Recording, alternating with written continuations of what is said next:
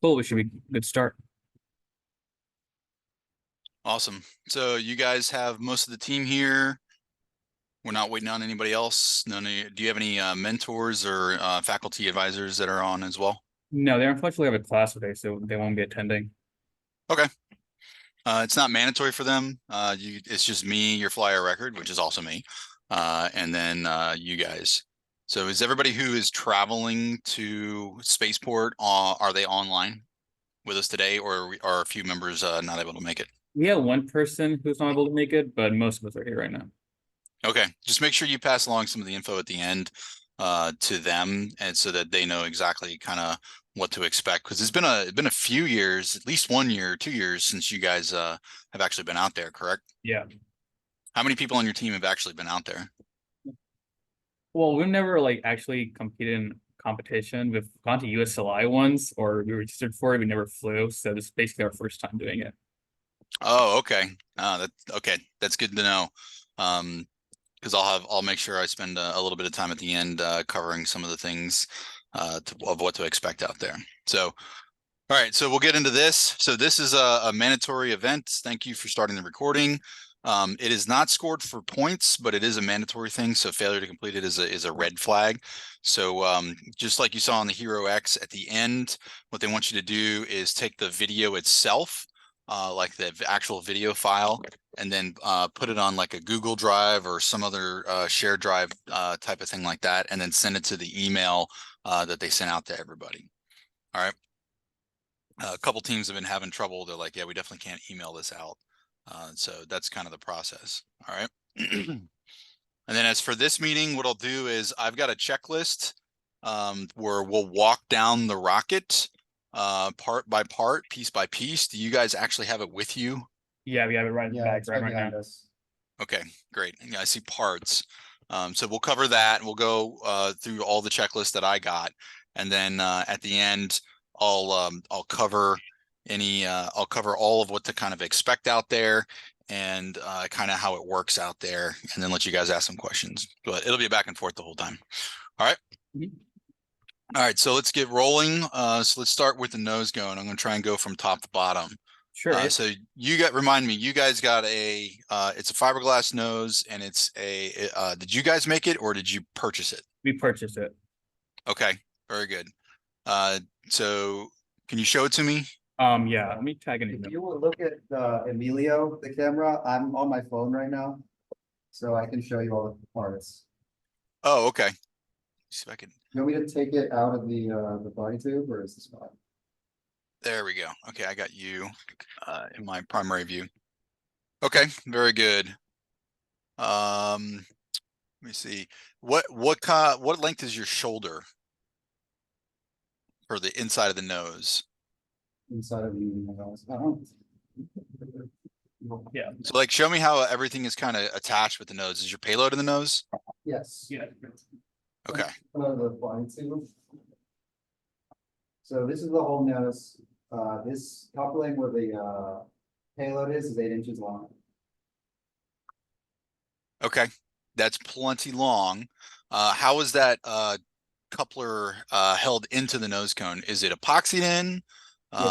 Is it shear pinned in? Is it Oxide with JB weld. Yeah, JB weld? comes Okay. up, I think, right here. I don't know if you can see my finger, somewhere around here. Okay, that's great. That's plenty of engagement. All right, and then so show me the bottom of it. How is it retained? So you've got your payload in there, and so I see what look like some screws and some all thread. Good job on the U-bolt. I like the U-bolts. How does that not come out? So is there a bulkhead on the inside? Yeah. How is that held together? Let me take these nuts off, and I can show you the inside. So there's a bulkhead on the inside on the other side of the payload compartment, and that's held in place with the same epoxy that's holding the compartment in. And then these threaded rods are coming from that bulkhead. And then they're sticking down here. So that's how that looks down in there. Okay. So what I'm thinking right now is I'm doing the load tracing. So how are the threads held in? Do you have like T-nuts on the back of that that bulkhead down there? Yeah, there's nuts on both sides, like the inside and the outside of the bulkhead. And Okay. then on the outside, inside of the nose cone, they're also epoxied into place. Okay. So I'm trying to do the load tracing. So you get a really hard shock when your main opens and it pulls on that that U-bolt. Is there any chance of the nose cone separating if that U-bolt stays in place? Can those threaded rods pull out in any way? Not that we have anticipated. We've thought this through a little. With the epoxy and the nuts that are holding it into place, it should be good. Also, the bulkhead that's on the inside, it's like this one. It has that flange that's also holding it in place as well. Ah, okay. So I see what you've done. Very good. So that's going to prevent, you're basically load tracing through your your shoulder, your coupler there. Yeah. So that's going to be plenty strong then. You're good to go. That's great. Okay. And then you got your payload in there, payload secure. Yeah. Yep, You can, it's the payload right here. So what did you guys do for your payload? Remind me. it's just it's a ballast. Okay. Uh, we have a block that's Yeah. we have a block that's 2 payload units, so it's 4x8. And it's going to be held in place with these 2 square holders. Okay. I can insert it. Yeah. Have you test fit all this yet? Yeah, we've test fit it and then made sure that everything fits well and that all the components can handle the weight. Okay.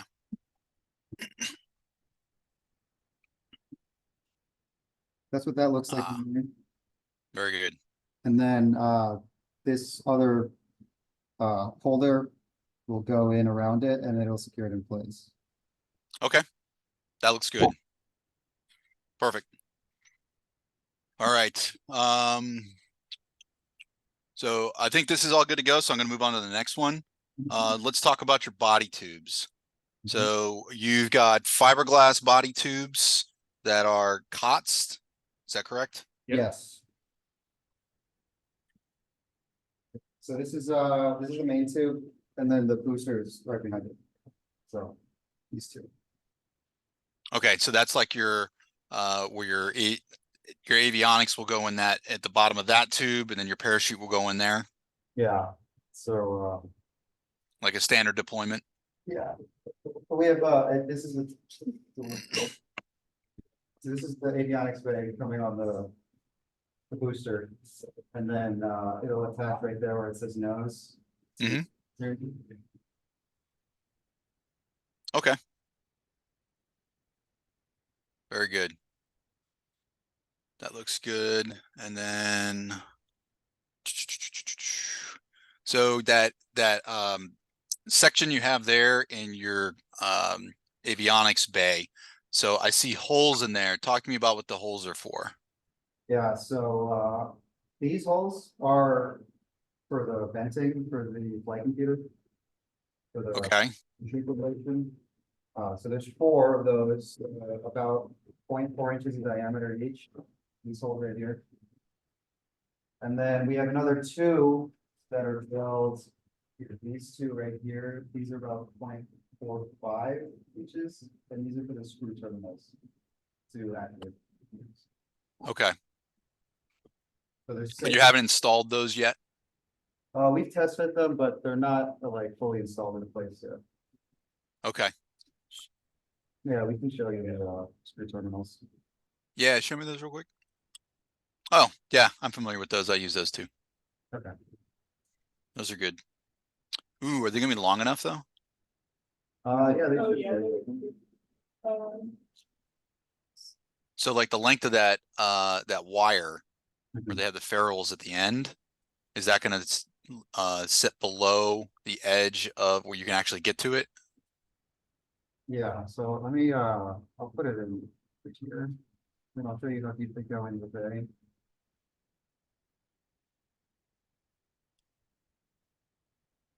So this is them in place. And then Okay. higher, it's like, it spans well, it's well past the diameter of the coupling, and it's like, almost as long as the actual coupling itself. Okay, you're good to go. Cool. The only thing that sticks out a little bit to me here is the size of your vent holes. They're really, really big. What flight computers are you using? I think you're using one of mine, right? Yeah, And then what's your commercial system? It's the Stratologger. Okay. We drilled them based off of the manual of what the Stratologger said. Stratologger said to drill 1/2-inch holes. Yeah, I saw the manual too. It said it was either one hole that was like 0.9 inches or, You don't want to do that. yeah, so we decided to go with the 4. The calculation was like the diameter squared times the length of the avionics bay times like 0.008. Okay. It should be fine. I would expect that your data is going to be a little bit noisy, because those holes are so big. Just to help you out, you know, to prevent any goofiness or risk of like premature ejection, just make sure those holes are nice and clean. They're a little bit, you know, I see some the little threads of the fiberglass. Just make sure you clean them up real nice. That way, when you get some gusts of wind out there, because it's going to be windy, there's less of a risk of it tripping up the sensors. Not that that's really a big risk anyway. It's only really a risk for the Stratologger, but you never know. All right, yeah, I'm gonna make sure to do that. Okay. Other than that, it looks good. Can you show me down near the fin can? Yeah. Yeah, so here is the booster. Make sure to know. There, make sure that was. It's upside down now, but here's everything. Pretty big fins. So what is the thickness of your fins? 0.2 inches. 0.2. Okay, it's plenty thick. And then how have you attached them? They're JB welding in place. The inside of the fin, I think it's the root. It's also epoxy to the motor tube as well. So Okay. So you got it epoxy to the motor mount. Yes, the Very motor, good. and then the outside is also epoxy as well. How many fins do you have? Do you have 3 or 4? I can't tell real quick. Right here. You have 3? Okay. Very good. And then how are you, talk to me a little bit since we're already talking about the fin can. So how thick are your fillets before I move on to that? Is that JB weld is what that I'm looking at? yeah, it's capable. Okay. Like I'm trying to get a better gauge of your yeah. That looks pretty sufficient. Okay. Yeah, it looks sufficient. And then how are you planning on doing your motor mount retaining or motor retention? Yeah, so I assembled the motor now. So here's the motor. In our forward closure, we have this is a hole that had been drilled when it was manufactured. Mhm. So if you look well into the booster, I don't know if you can see that, but there's a threaded rod that comes out of a little plate on there. And the motor will screw into place there. And then from there, from the outside, like attaching the thrust ring to the motor tube, we are going to use some like high strength tape, just to make sure it doesn't screw out of place, and it'll also give some support. Yeah, that would be my concern is it screwing itself out of place, particularly since that forward closure floats. So what I mean by floats is there's nothing in there that can prevent it from spinning. So even though you're spinning the motor, what you're actually doing is you're only getting so much torque on that plate because now it's moving around that O-ring, that greased O-ring. Does that make sense? Yeah. We can, put it in place, just to demonstrate how that is, if you want. Like screw it in place right now. I mean, it's not really necessary as long as you've tested it. I mean, you can show me. Go ahead.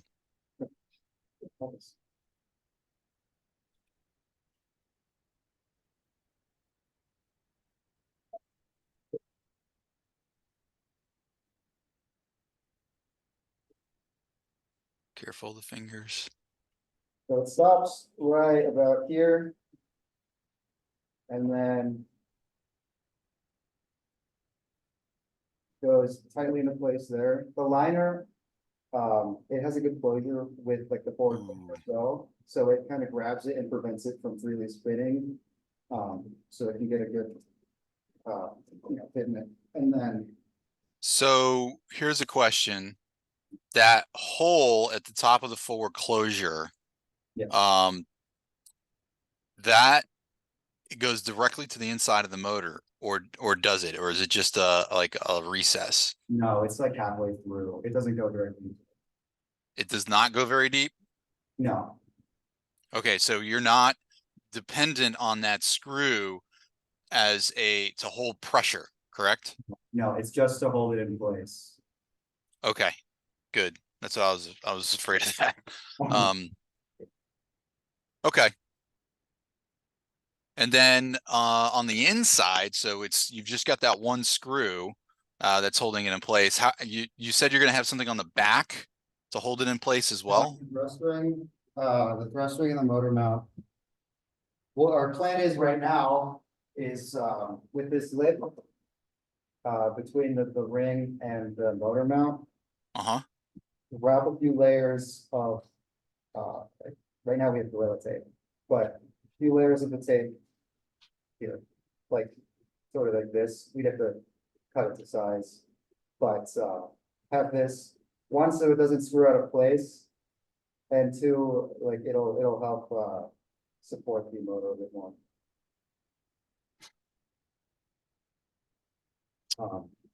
Of course, if there's any suggestions, I'm going to do that a little better.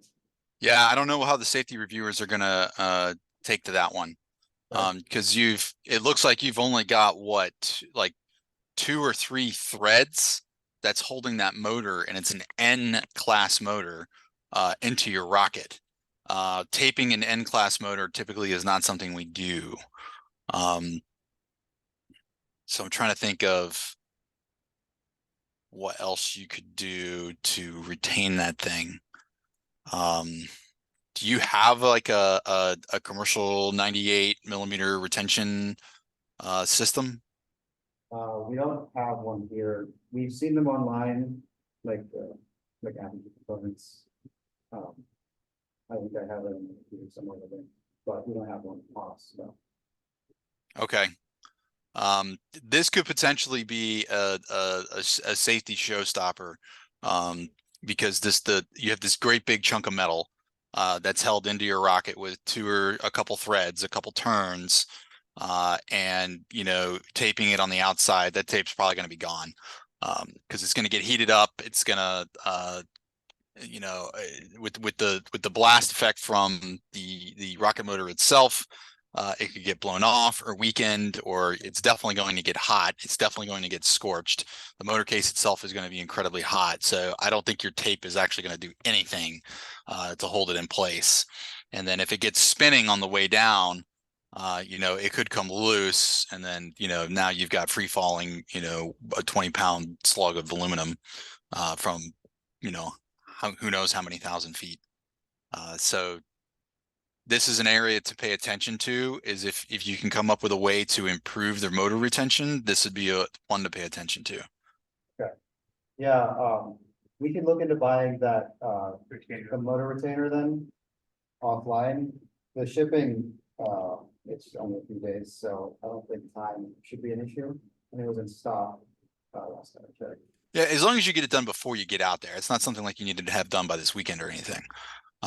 So you've got some time, but this would be one of the areas I would say to pay attention to, try and shore them up, because I don't know how the safety reviewers will take it.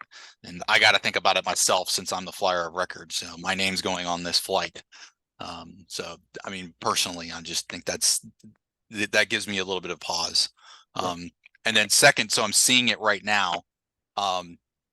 Go ahead and buy new, if you don't already have them, new snap rings.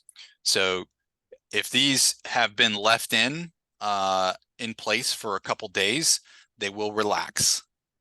And they are not going to be nearly as secure as they would be as if they were fresh. So any snap rings that are left like a day, more than a day, in place, compressed, will weaken. So bring new ones out to the field. Yeah, we have new ones on the way. We have a new O-rings, nozzle washer and snap rings. They're gonna arrive this week or next week. Okay. Nozzle washer should be fine. So I didn't say. Yeah, nozzle washer will be fine. I've fired these things like many times.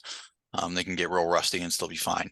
It's just the O-rings or the snap rings will relax, and so it's just a bit of a safety concern because you don't want them. Obviously, you don't want them popping out.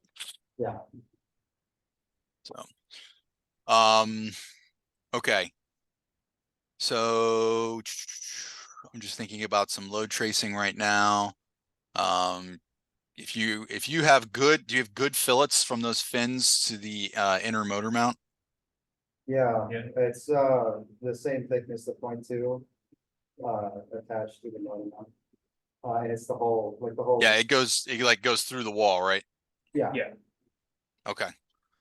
Yeah, if it goes through the wall, and as long as you're confident you have good connection between the fins and the motor mount, you should be fine, because that's actually where most of the load is transferred. So the transfer, because there's that really long edge, that is actually transfers most of the energy from the motor to the rocket, and the O-ring or the centering rings really don't do a whole lot. Okay. Let me look at my checklist real quick.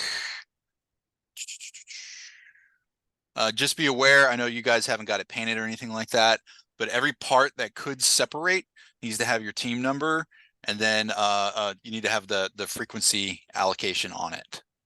Okay. I'll cover what that is at the end. Okay. All right.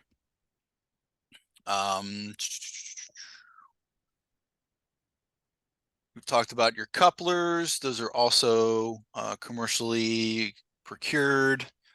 Your shoulder lengths are good. Your wall thickness is good. They're structurally sound. That switch band that you've got, how is that put in place? Is that JV Weld? Is that epoxy? Is that Elmer's glue? Which one? That's a joke. Oh, this one. I don't remember the name of. No, so I'm good to go on the fin can. So I'm moving back to your payload. Sorry, I should have been more clear.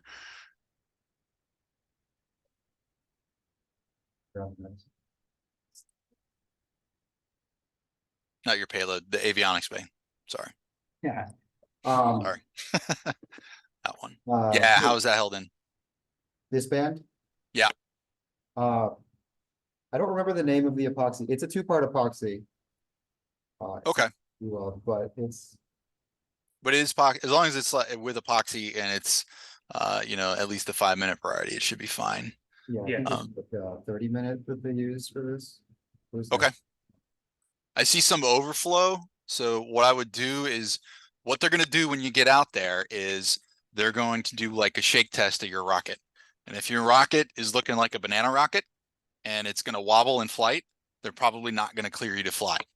So just be aware of that, and be prepared for that. So removing some of that little bit of overflow to make those edges fit tighter, and everything fit at 90-degree angles is going to help you guys out. All right. Does that make sense? You know what I'm talking about, like banana rocket? It does. There was some overflow that I had drilled down a little, or not drilled, sanded down a little, but we'll do it. Okay. As long as it's fitting well and there's not a lot of give, you should be fine. Okay. But that will be one of the tests that one of the things they're going to look at out there. All right. Because a lot of times, when you're thrusting on big motors and you're flying really high under high G strain, your rocket if it's doing this type of thing, it's going to shred. Okay. So that covers down on our couplers. So let's talk to me a little bit more about the avionics bay itself. Can you show me the sled? Can you show me the caps? Can you show me your ejection charges? I'll bring up the orphans. So this is our sled. We're using these like, I forget what they're called, but to secure it onto L brackets, yeah, to secure it on threaded rods. Okay. That'll go through the avionics bay. And then these are the two bulkheads and ejection, yeah, and then the ejection canisters. They're The canister bodies, they're made of just PVC, Schedule 40 PVC, they're an inch diameter. Okay. Um, And how big are your ejection charges for your mains and for an apogee? So both of them are gonna be about 3 grams. We're using Pyrex instead of black powder. So, you know, this stuff right here. We have tested it, like firing the charges and make sure that this different stages separated. At least for an initial test, and it worked well. There was, all the powder was burned and there was no issues that we saw. Okay. But you guys haven't not done a ground test, like a full separation test yet. Not like a full test with every component. We've tested the separation of the component of the sections of the rocket, but not everything was fully in place yet. So we're gonna go back and test everything with like parachutes and recovery wadding. Yeah. Yeah, you'll have to do that prior to getting out there. That's one of the things that you'll need to get done before they'll clear you to fly out there. Yeah. How are you holding the black powder in, or the Pyrodex in? So the charges, obviously the powder's gonna go in, and then we're gonna pack the rest of the way with our recovery wadding. We're using cellulose insulation. The fire. Okay. It's gonna get packed all the way to the very top, right up here. And then we're securing it with a few layers of electric tape. Okay. That'll probably be sufficient. Just make sure that they are packed tight.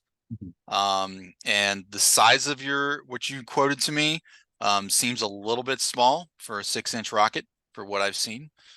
Usually, and typically, Pyrodex is less energetic and less explosive than black powder. So usually the Pyrodex charges need to be a little bit bigger. And additionally, we like to see the backup charge be about 50% bigger than the primary. That way, if 3 grams wasn't able to push it out the first time, and 3 grams goes again, and it still wasn't enough to push it, having a bigger charge will ensure that you're not going to get into a situation like that. Oh, yeah, I guess not I misspoke, but the main charge for the drogue and the main, that'll be around 3. The drogue is 3, I think exactly, and the main is 3.1.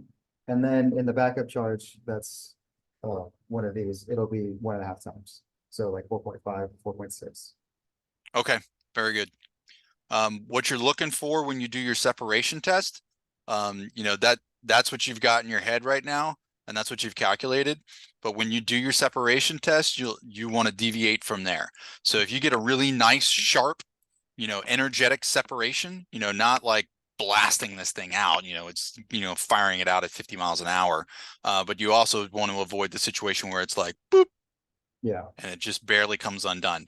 That's not going to work. So if you test your 3 gram plan, and then if it's you get something that's close to the boop, then up it up, go bigger, particularly with Pyrodex. And it's really important that Pyrodex be contained really tight, because it doesn't have the same properties as black powder, and it's not as forgiving. Yeah, when we were doing the research, replacing the black powder with Pyrodex, we could see that, like packing it a lot tighter. Yep. So that. How are you connecting your e-matches? So talk to me about your plan set up for the e-matches. Well, they're gonna run out from each like computer and then. Well. Oh, yes. Well, they're gonna go through cable glands out Oh. of the, so like run out of the flight computer and then it'll go, one will go up and one will go down the other side through the cable glands. And then we were thinking of using these now so that we can run a wire out from the avionics bay into the connector and then from the connector go to the fire. What's it called? A lever nut? I'm gonna look Yeah, on the flyer record. So normally I wouldn't go this deep with teams, but on the flyer record here, so I'm dual purposed. Yeah, they're Wago lever nuts. They're like kind of like screw terminals. Yeah. That way, Are they airtight? I think we have to look into that. Let's see. Hang on, let me look. Lever nuts, lever nuts. This is something new. if I we haven't seen these before. couldn't, we would run the e-matches directly out from the avionics bay. But we were just thinking this would. Oh, I see. Hang on. Hang on. How does the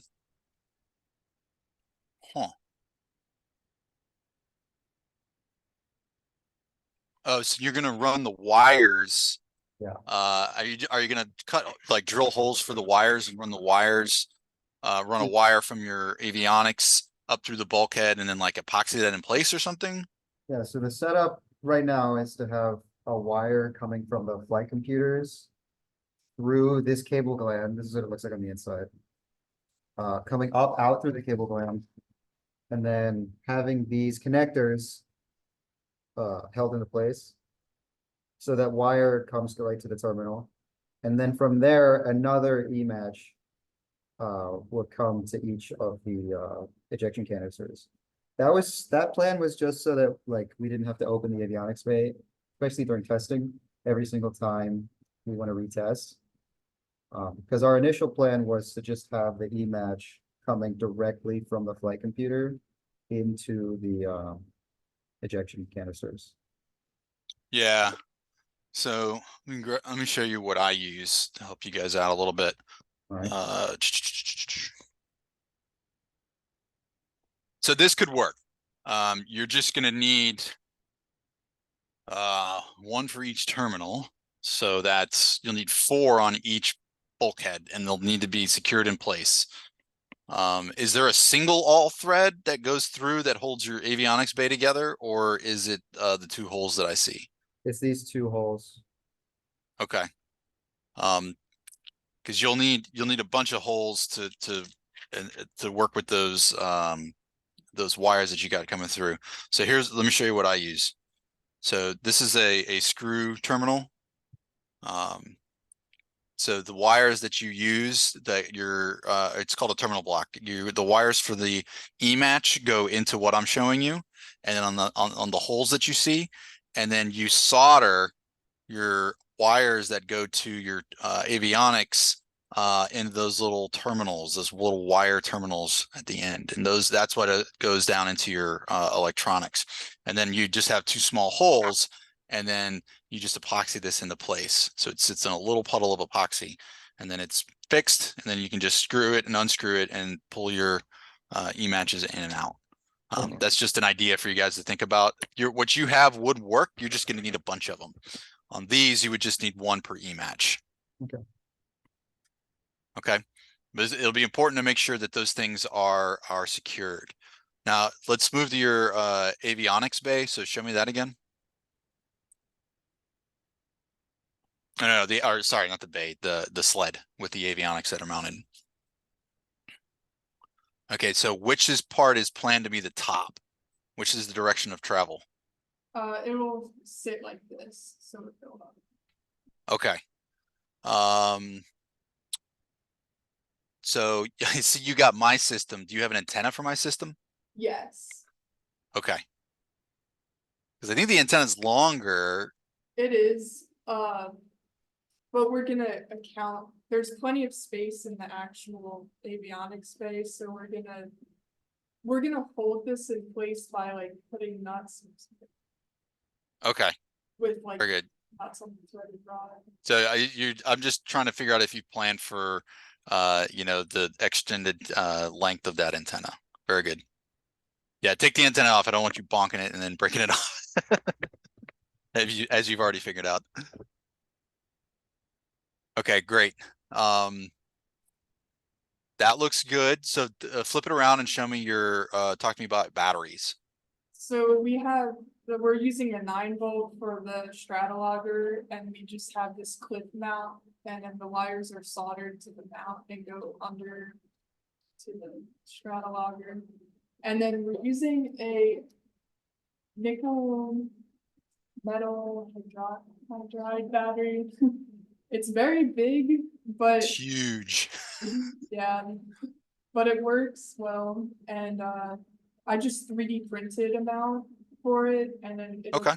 Velcro into place and wrap around over the top to go to the. What's the voltage on that one? It's 7.4 or 7. Perfect. And it's 3600. That's plenty of power for my system. So you guys will be good to go. Sometimes, so some people forget that when they buy my system that it's limited to 10 volts. And so St. Louis University kept blowing them up. And then they're like, we don't understand because we keep putting 11.4 volts into it. I'm like, there's your problem. You guys are good. And then you've got those external switches, the doghouse rocketry ones. So that'll be good. And, you know, I'll be there to help you guys, but you know, I won't go into my flight computer. You guys know how to use that. And if you don't, we'll figure it out there. Okay, very good. Got some work to do on this one, but your plan seems solid. And then just figure out how you're exactly going to do your wiring and mounting, and then, you know, test it all. All right. All right. Let me bring back up my checklists. So let's talk about recovery systems. So I see you got U-bolts in several places. That all looks great. Yep. Is there the bar on the back of the U-bolts, or are those just in with nuts? They're nuts and washers. The cable gland kind of got in the way of the nut. On the payload compartment, there is the bar. Okay. It's Uh, on the wrong side, but okay. Yeah, well, the holder for the payload also got in the way of the bar as well. So those have washers on the other side. Okay. As long as you get a washer on the side that could potentially pull through, you'll be fine. A nut by itself is probably going to be insufficient. Yeah, both sides have washers or that bar that you saw. Okay. Good. And then what are your shock cords and how long are they? So this is one. The main and the drone are going to use the same size and the same type. So this is it. It's 1 inch tubular nylon. I got this off Free Shoots. Said the weight was 4,400 pounds, I think. Mhm. And it's 42 feet long. Both of them. Both of them are 42 feet long? Okay, plenty long. Great. And then how are they attaching to your U-bolts? With these quick connects. Okay, very good. Big old quick connects. Very good. Are you thinking about protecting that shock cord at all? Do you have like a Kevlar shield or Kevlar like you know, shock cord protector on that one? Since it's nylon, you know, you're gonna have these big ball of flame when your ejection charges go off. I haven't actually ever seen any of those catch fire and burn through. It's not much of a risk, but just asking if you guys have thought through that. We don't have like a Kevlar sleeve or anything. Yeah. That we didn't plan for that being too much of a problem, or really at all. I think it'll be fine. I was just curious. And so the shock cord, you got 45 feet on both with big old quick links on both ends. How is so you've got the motor screwed into basically some sort of bulkhead up there. How is that how is the load tracing from the main shock cord to the motor and to the lower airframe? Right now, let me take the monitor out. Let me see. Right now, the shock cord is attached to that other side of this plate that you saw that the full motor screws into. Mm-hmm. So. Can you help me flip it? Give it 1 second.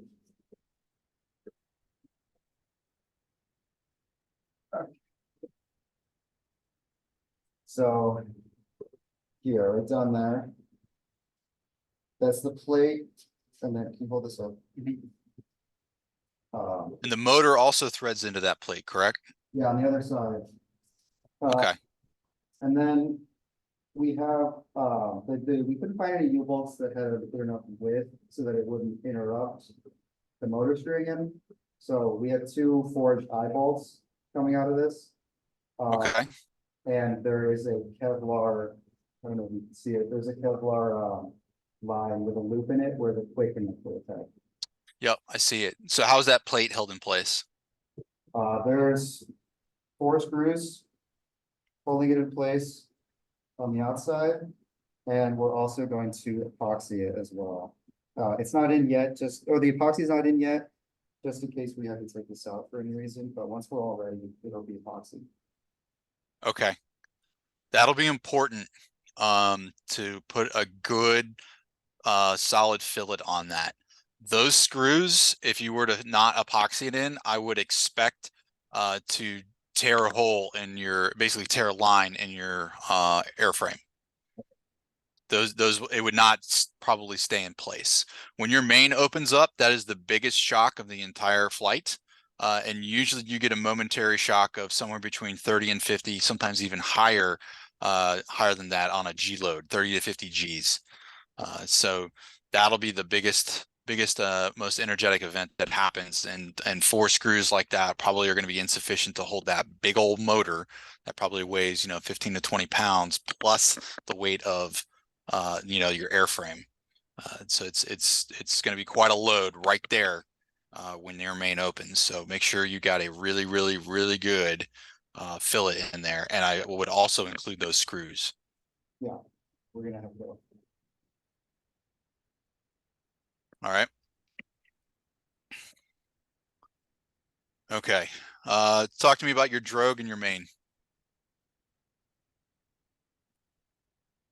All right, well, here, we can show you our main first. This is our main.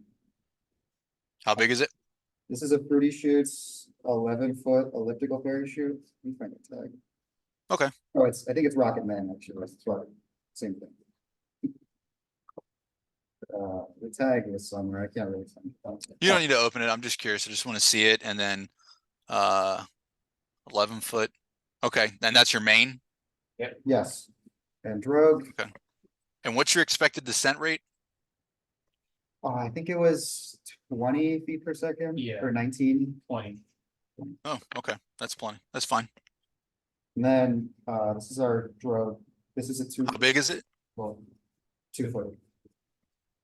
2 foot drogue? Yeah. Yeah. You can see the tag again. And how big is the rocket? 11 feet. I mean, what's the weight of your rocket? 70 pounds. How many pounds of fuel? 70 pounds on the launch rail.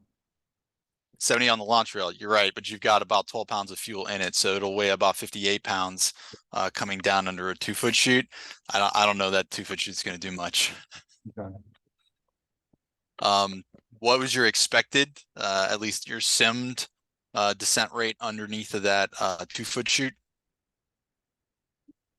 I think it was 100 something. It was like 100 feet per second. 100 feet per second. Yeah. Check is there a DE? Is there a limit in the guide for what your descent rate is?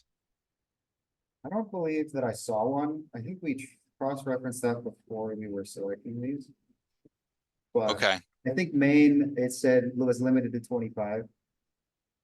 I don't know if I saw anything about drove, but I can double check. That's the backup, you also have the 5 feet. say again. We have bigger parachutes here. The next biggest size that we have is 5 feet. It's also an elliptical. Yeah, I can pull that one out. Nice. Okay.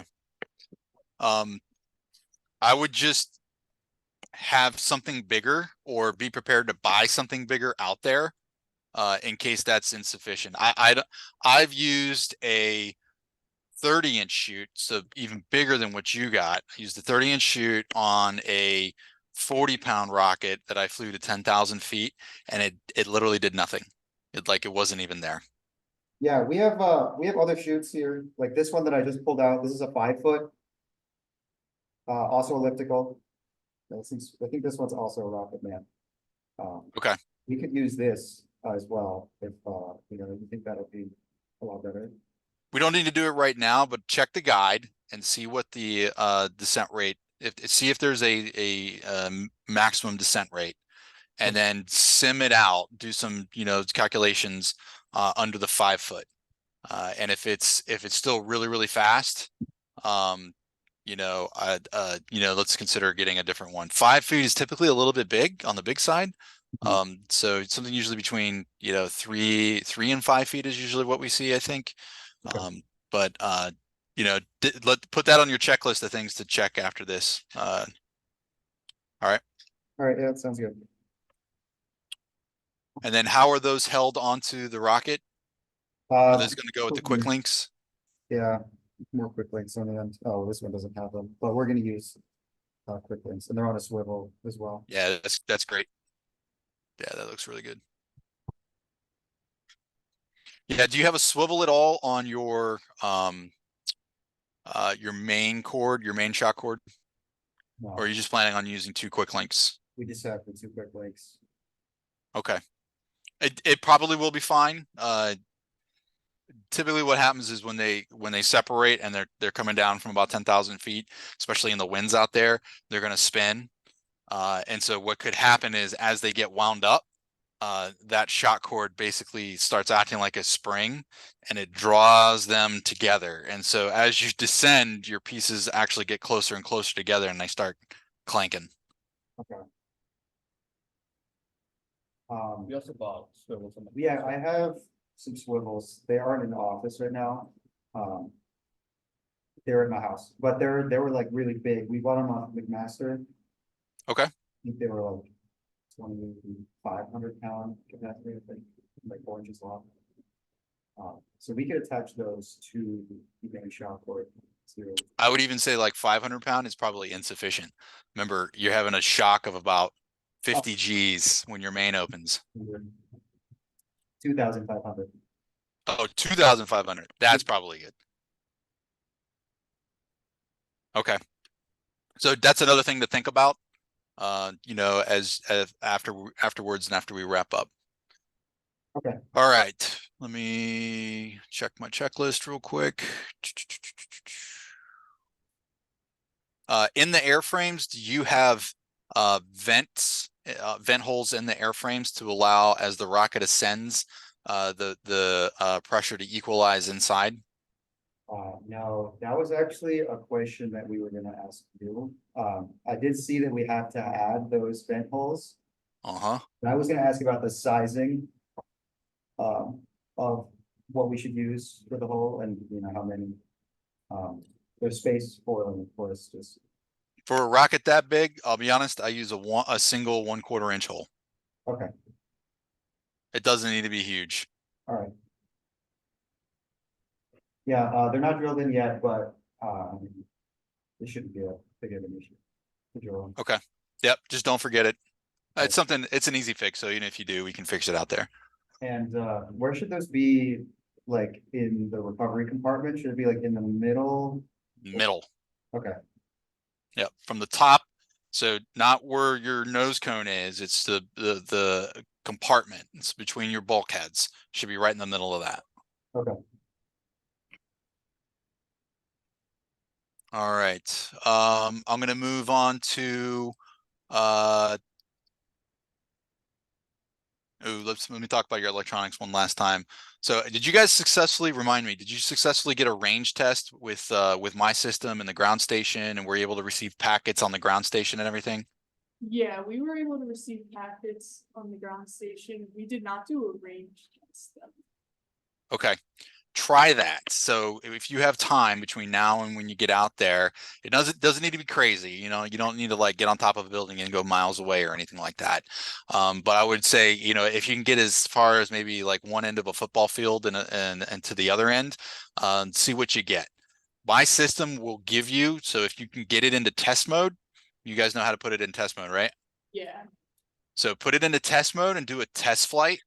Actually, let me think about that. Now, the best way to do it would be to go at the two ends of the football field, put it into flight mode, and then swing it. Get it make it do a simulated liftoff by swinging it. You know, basically just stick your arms out and spin like a ballerina for a couple seconds. It'll go. And then see what you get on the display. It should think it's flying and start sending you tons of packets. And in that line, you're going to get a signal strength. If you're getting a signal strength that's at least, you know, minus 90, minus 100 dBm, you're good to go. If you get anything less than that, like if you're down at like 150, something like that, let me know. And I'll work with you to get it squared away. But you should, honestly, at a football field away, you should be in the 70 range, you know, the 50 to 70 range. It should be just booming. And if it's not, and that's at a 35 milliwatt, so a 13 power level. Okay. And we can go over all that when we get out there, and we meet up in Las Cruces. But if you can, just get a range test done prior. Yeah. Okay. All right. I'm very familiar with your motor, so I don't have a whole lot of questions about that. The only question I have about your motor is your ignition system. What are you planning on doing for that? So we're gonna have a rematch coming up through the nozzle. And then on the end, I don't have the pellets on me right now, but stuck into the head of the match is gonna be a Pyrex pellet. Okay. This is how we ignited it for the test fire as well, and it worked flawlessly, so. Okay. Read your requirements. So you got to have double EMAT, like a double connection system for out at Spaceport. It has to be double redundant. So you might need like 2 Pyrex pellets and 2 E-matches. Okay, And it probably has to be on a stick as well. all right, So just keep that in mind. yeah, But all the requirements are there in the guide. But that sometimes trips up some teams that get out there, is they get turned away at the pads because they don't have the right igniter. okay, yeah, I think I do remember seeing something about the dual igniters. Yep. Was planning on just having 2 matches, 2 Pyrex pellets. Yeah, that will be plenty. 2 Pyrex pellets and 2 E-matches should be plenty, but you'll have to rig all that up together. Okay. All right. Yep. All right. We've talked about your payload. Everything looked good. You're basically just using ballast. You've got Pyrex charges. It looks like it's held in pretty well, so I don't have a whole lot of questions or concerns there. All right, let's move on to propulsion and fin can, which we've already talked about. Let me just scan this real quick. What are your rail buttons? Have you got those installed yet? No, they're I have the link for them, so that we're gonna get them from Apogee compliance. We're just gonna use 2, I saw that the rail was 1515. Yep. So we're just gonna get 2 of the large 1515 rail buttons. They come with the actual the rail piece, the screw, and the what's it called, like the backside nut. side, yeah. The issue for you is that you're going to have a difficult time installing that backside nut because you've already got your fin can in place. So the farthest you can get down is your most forward centering ring. And that may not be far enough down. So you may have to think about other ways to mount that back nut to get it as far back as possible. That's typically where we like to see them. See one that's pretty far back near the back most aft part of the rocket, and then one that's right around the center of gravity. Okay. Yeah. we can look at it doing that. All right. And I think that pretty much covers it.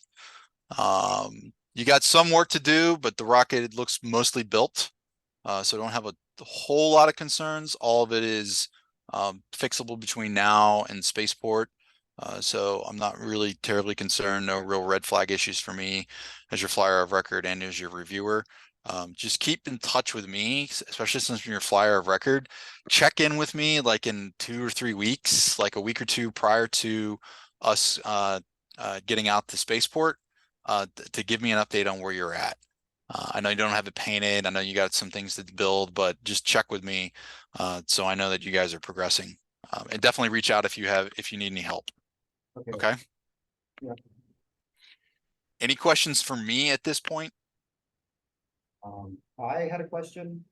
For the parachute attachment points, I was trying to do some research online about where to attach them, and I didn't really find like a definitive answer. Like I see some people attach them directly to the U-bolts, or like a third of the way down from the avionics bay and the nose. So I was wondering where exactly we should attach the parachutes. So for me, I can only recommend what you guys should do, but what I would do is your mains, I would attach directly to a U-bolt. Put it in one of those, those big old quick links that you got. That'll make sure that everything, it gives the maximum opportunity to stay in place.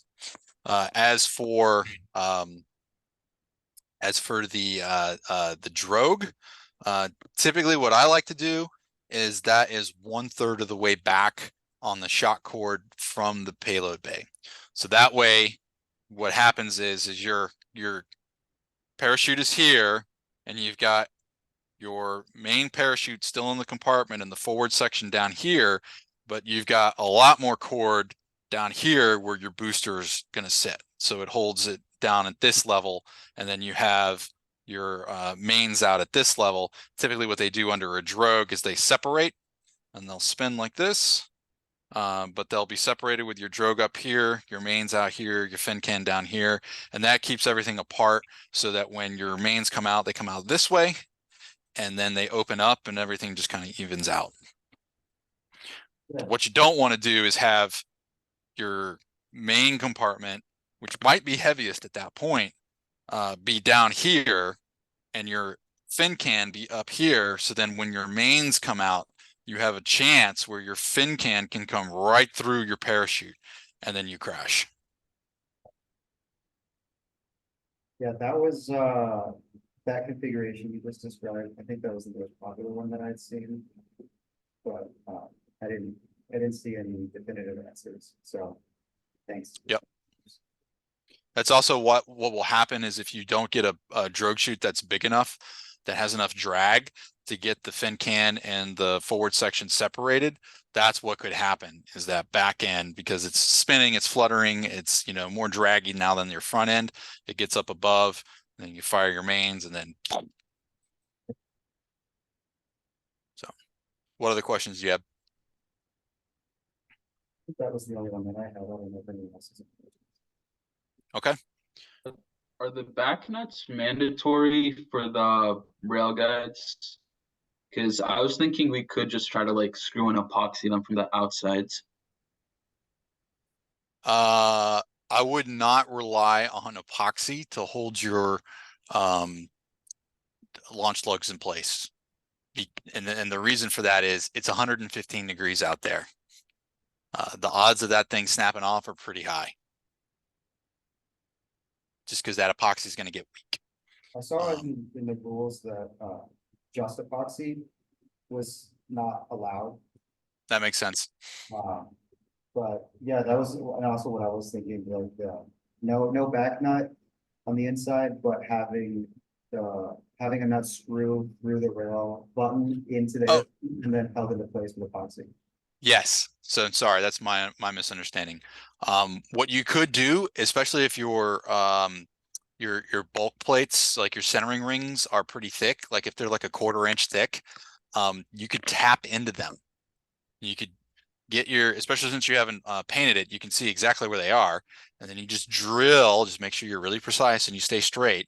Drill right into that ring, and then when you come out, then just tap it with a drill tap, and now you can just get a bolt in there and you can bolt it right in. Okay. I would use a flathead bolt, not the ones that look like the pan heads, but a flathead where it's like a V and then it's flat on the top. That way you're not going to get stuck in the rail. Sometimes when they have that pan head, it'll grab on the inside of the rail. Okay.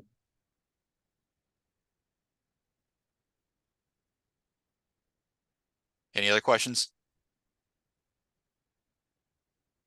We're good. I don't think we're good. Okay. If you think of any other after we hang up, just reach out to me and I'll get you some answers. What I'll talk about now is just kind of ask you about your logistics plan and then kind of cover what to expect out there. All right. Yep. So what is your plan to get out there? Are some of you guys flying? Are you driving? Is somebody else driving your motor since it's SRAD? So I'm assuming 2 of our members are gonna fly in. Marissa's definitely gonna fly in, and our other members he's deciding whether he's gonna drive in from San Diego or he's gonna fly in to New Mexico. 4 of us are gonna drive from Pittsburgh to New Mexico in 3 days. It's gonna be like a 9.5 journey from Pittsburgh to St. Louis to Oklahoma City, and Oklahoma City to Las Cruces. And then we have like an Airbnb rented up there, so a little bit good for staying. That's mainly the plan right now. Okay, that sounds good. I like the fact that you're taking like 3 days to get out there. Just be safe, long road trips. You can get real tired on the road, so just make sure you're not overdoing it. I'm putting my dad hat on here a little bit. I got kids in the house, but I want you guys to stay safe. Anybody graduating this year? I think Marissa graduated already. Congrats. So yeah, just when you're getting out there, just be safe. Take your time. Just be cognizant of how hot it is as you're driving in the car. And then I would recommend you not have a fully assembled, fully like ready to go rocket motor and with you. Take it apart and keep the grains separate. So in that case, if something does, God forbid, happen, because sometimes there's been guys who go or teams that go out there, they take a trailer. The trailer gets a flat, they don't get to it fast enough, and then the trailer catches fire. What you don't want is a fully reloaded rocket motor ready to roll when that happens, because instead of having a vigorous fire on the road, you have a rocket motor thrashing around. So just simple things like that. Just take basic precautions. When you get out there, it's gonna be prepared for long lines. So the first day check-in on that Monday, there's going to be 100 teams, 100+ teams that are in line. Each team has 5 to 20 members. There's going to be 400 people in line trying to get into the convention center. Get there early. It gets hot early, but just be ready for that. Okay, so bring some, be prepared. You're waiting outside for a little bit outside the convention center, and then once you get in, don't dilly-dally once you get in and get your packets and get checked in. The most important thing that you got to get done is that RSO like safety check. That is the most rigorous. That's the long pole in the tent that takes the most time. So get in that queue as soon as you can. So have your rocket ready to go for that, and then get some team members in that. You don't need all the team members to be there while you're waiting in line, so send some of your other team members around to go do the other stuff. Some of the other stuff is setting up your table, setting up your your posters, and then whatever you're going to do for your presentations and the judging. Don't wait for those either. And then go to DaVinci. I think that's the vendor that does the radio frequency allocation. Okay, you'll need to get a radio basically frequency from them, and then that is what you will program into my system. Really, it's your system now, you own it, but that's what you'll program your flight computer to. You'll have to program both ends of it, but that'll be your frequency, and it'll be a strict frequency that they give you. So there's a lot of teams. It's very crowded. So just don't lose that. And then once you, if you can, take an opportunity to, if you get through it, the RSO safety check early enough, go do your team photo. That'll be another big thing you do out there. It'll be a really busy day. It'll be a really long day. So just be ready for that. There'll be some food on site. All the food, there'll be stuff out there for you guys, but none of it is really provided for you. There's only a handful of things that are really provided for you. The space, and then when you're out at the range, you'll have a tent. I'll talk more about that here in a minute. But like the first day or two is the check-in, get there. If you get a flat on the road and you're not going to make it, you're going to be a day late, communicate with me, communicate with everybody, and we'll make sure that they're tracking what's happened and that you're not going to get missed. Okay. Okay. Did somebody have a question? I have a question, because Go ahead. we're planning on using the 900 megahertz band for the radio, because that's the antenna we have. Do we still need to do anything for with the frequency they give us, since we're not using the 400, or will they give us a specific frequency on the 900? Yes, they will give you a specific frequency. Okay. It'll be like 909.3. Oh, I wasn't, and you it's just for the 400. no, it's for both. So they manage all of that. So because there's so many teams and there's so many teams flying, particularly on the 900 megahertz band, that they have to really pay attention to deconfliction. Yep. And then shoot, I forgot to mention this to the last team I did this interview with, but you'll have to do, when you get out there before you fly, you will have to check in with the Da Vinci guys with the system on and sending packets. So transmitting, and you'll need to go up to them and they'll basically hook up their frequency analyzer, which they have out there. They have some radio equipment, and they're going to look for your packets. They'll look for your system to be actually beeping out on the correct frequency. So it's not something like you can fake. It must be on that frequency. Gotcha. Okay. So yeah, like I said, if you guys get a hiccup on the road, don't rush it. Be safe. Just communicate with us, and we'll figure out something. If you get a flat or your engine blows or something like that, just communicate with us. You guys have my contact info, right? We have your email. Okay, I'll shoot you my my cell phone as well. So when I get out there, you guys can check in with me if you need. Okay. The other big thing to know out there is, and I don't know if anybody's been out in the West, but holy cow, this place is hot. Okay. The number one thing that people get in trouble with every year is dehydration. You should expect temperatures between 110 and 120. That is a real no kidding temperature. That is how hot it's going to be out there. It is also dry. So you're going to get out there, it's going to say 115 degrees, and it's really not going to feel like 115, but it really is. What's happening is you're losing water because it's evaporating off your body. And oftentimes people will get dehydrated and they won't know it until it's too late and they're passing out or they're crashing. So stay ahead of that, bring a ton of water. I would recommend the very first day, everybody bring a gallon of water. And then see how you used it on that first day, and then based on your consumption, make a decision on the subsequent days for how much water you're going to be or going to bring. But I would recommend that first day, bring a gallon of water, and especially the day you're going to be recovering or you're planning to fly, bring too much water, because you're going to need a gallon to go out there in the field to be safe for your recovery operations. It is no kidding the desert. You want to make sure you bring a hat. Ball caps are great, but if you can get one of like the boonie caps that keeps it all off your all of your brow, that's the better type of hat out there. You want clothing that breathes. I know it sounds a little bit counterintuitive, but long sleeves and breathable material is actually the best out there. I use like a 511 shirt. That's what I use. It's like a tactical shirt. That's what you're going to see me wearing out there, but it's long sleeves. breathable. The terrain out there is terrible. It is going to be hot. It's going to be windy. It's going to be dusty. The dirt, it is not like hard pack, like a dry lake bed or anything like that. This is going to be softer dirt.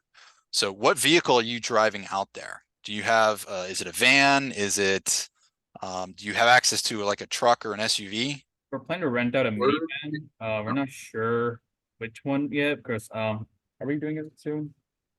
It depends on the rental, so it's either gonna be like Chrysler Pacifica or like similar, or we could also look into a truck, Okay. The option that like we a found pickup. was like, I think it was a Tahoe or a Suburban. Okay. Anything with a little bit of clearance is gonna help you out there. None of the roads that you're gonna be driving on to recover are gonna be paved. It's all dirt roads out there, and they're not even good dirt roads. Okay. These are more like trails.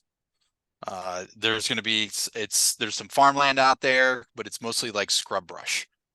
And there's not a lot of clearance. There's a lot of gullies and ditches. Sometimes when I was out there last year, I saw some people in minivans and I saw people in like trying to drive these roads in compact cars, and occasionally they got stuck. That's okay, because usually there's other people out there that can help you. But if you do get stuck and you do need help, it could be a while before someone's able to get out there to help you. So having a vehicle with a little bit of clearance will be an advantage. Okay. Also, boots and long pants are an absolute must. Don't be the person out there with shorts and tennis shoes. Then, in fact, the ESRA guys are going to yell at you, just because most likely you're going to get hurt. The scrub brush is nasty out there, and there are like thorns hidden, like they can be hidden. So like last year, I had these boots that had a heel like this, and I stepped on one of the thorns out there, and it went completely through the heel and into the bottom of my foot. Had I been wearing a tennis shoe, it would have gone through my foot. So don't be that guy, Cool. or don't be that gal. Boots, and assume you're not going to see much wildlife out there, but if you do, assume it's out to get you. There's going to be snakes. If you hear a rattlesnake, just stop moving and figure out where it is, and move away from it. You'll see ants. Don't bother them. Keep away from them. They will bite the crap out of you. If you see anything else, most likely it is not going to be friendly. So just steer clear. It's the desert. During the day, you're not going to see much. Most everything comes out at night. So when you're driving on the roads at night down there, just be careful you'll see the animals. If you're driving 50 miles an hour and a rabbit shoots in front of you, the rabbit's life isn't as valuable as yours. So don't try to do some maneuvering to get around it. It's just sometimes that happens. Okay. I only say that because I saw somebody do that last year, and I almost crashed. There's going to be tents for you. So Ezra's going to provide big old tents. It's not like every team gets a tent. This is like 2 or 3 gigantic tents that everybody is going to be under. That is a huge advantage over the past couple of years, and I'm really glad that they did that. I have to check on whether or not they're going to provide you tables or not. Go check the messages and see if they are. But you will need a table. If they don't have them provided, you'll need to bring your own.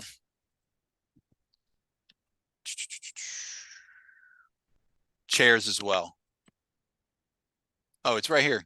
Yep. Tables will be provided. Tents and tables will be provided, but you need to bring your own chairs. Okay. And then you guys have rooms. You already told me you're staying in an Airbnb. You guys have all got your Tripoli lumbers, right? Tripoli members. Mhm. Perfect. And then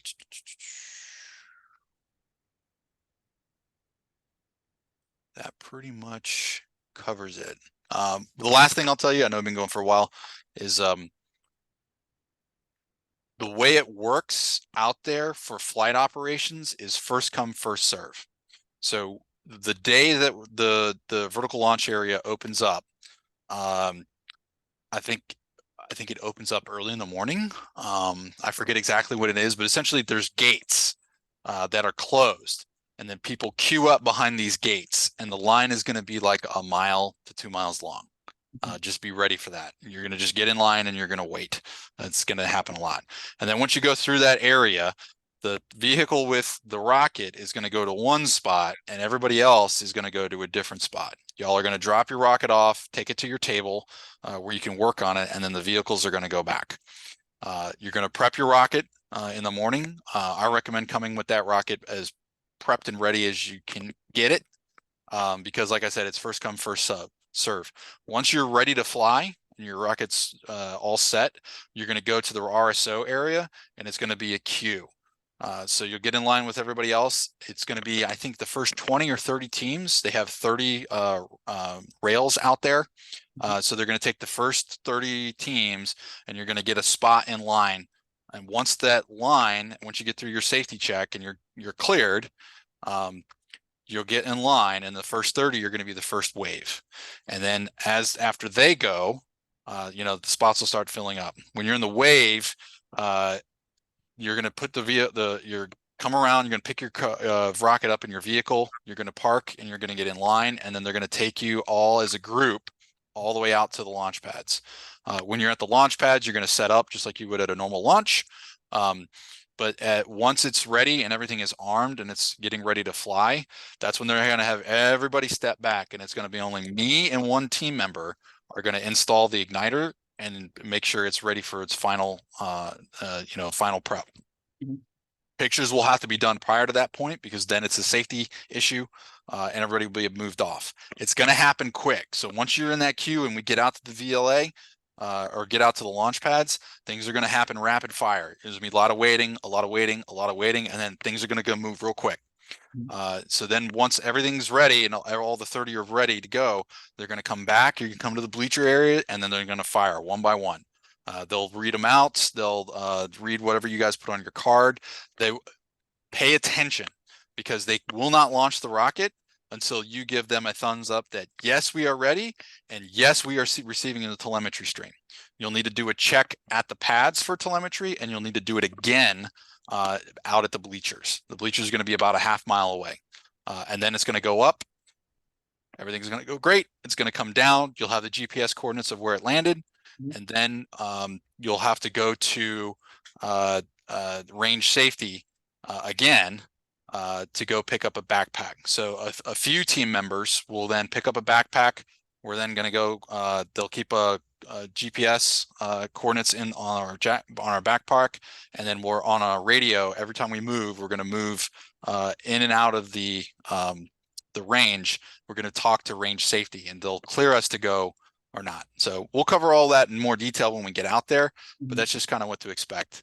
When we get back, you'll have to open up the rocket and then show them for the final, like, hey, this is our altitude. And there'll be a process where they inspect the rocket, and then they get your altitude, and they do your final scoring. Okay. I just threw a lot at you. Do you have any questions? Yeah, I had a question. So how many people are we allowed to take for the recovery team? How many you got on your team? 6 people are coming in person. I think we might be able to get away with the 6. 6.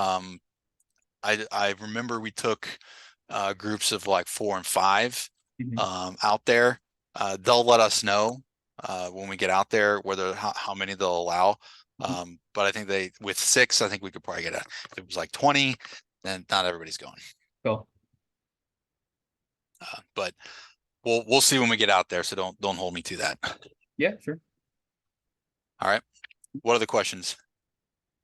So far everything looks good in terms of logistics.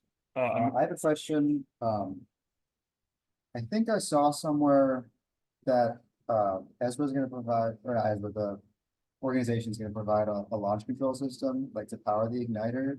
Is that? Yep. Okay. So we don't need to bring our own device then? We just need No. an igniter, and we can attach to the to what they have there. Yep. Okay. They'll provide all the ground support. Okay. All you need is your rocket, your motor, and igniter. All right. All that in your ground station. A very random question, but there will be like restrooms or porta potties out in the desert. Yes. Just want Yeah. to all the And water. We're gonna be drinking. And...